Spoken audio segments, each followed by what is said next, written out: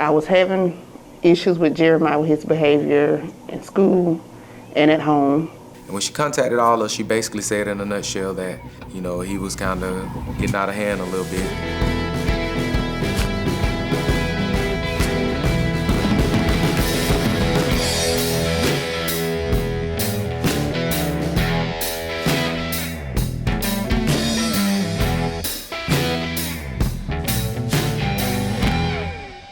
Basically, I think that they don't understand how important it was to have the summer programs that we had back then.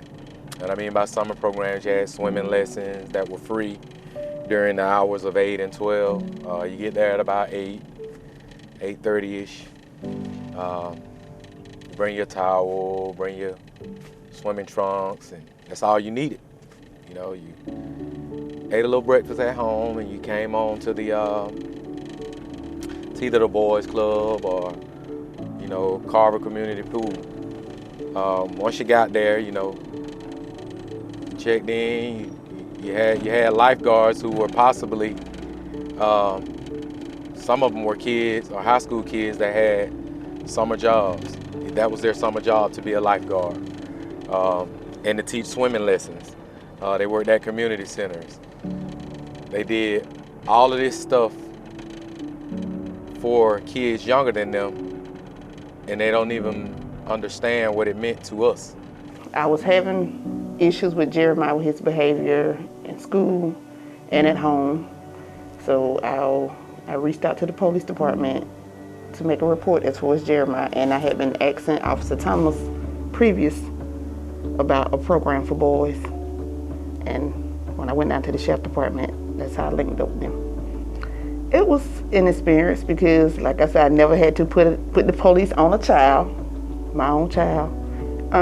They talked to him. The officer came out to the house and talked to him. Then when I went to the sheriff department, they talked with him. All the officers in the sheriff department talked to him, the juvenile officers and all.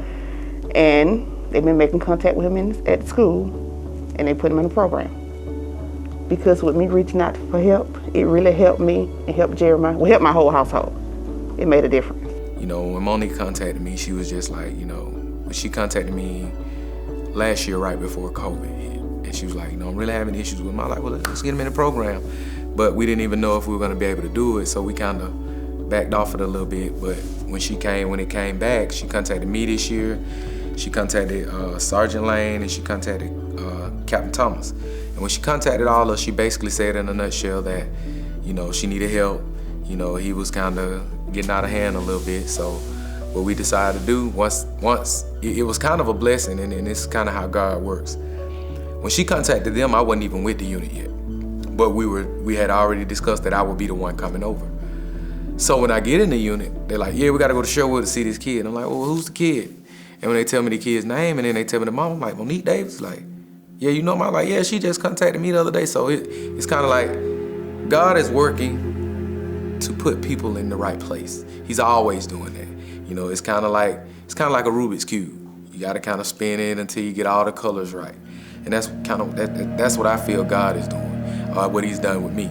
It's always been something to where if I'm dealing with a kid, if Sergeant Lane hadn't dealt with him, Captain Thomas has probably dealt with him, or Shanita has probably dealt with him. Great point. The biggest thing, man, I'm gonna be honest with you from my perspective. I think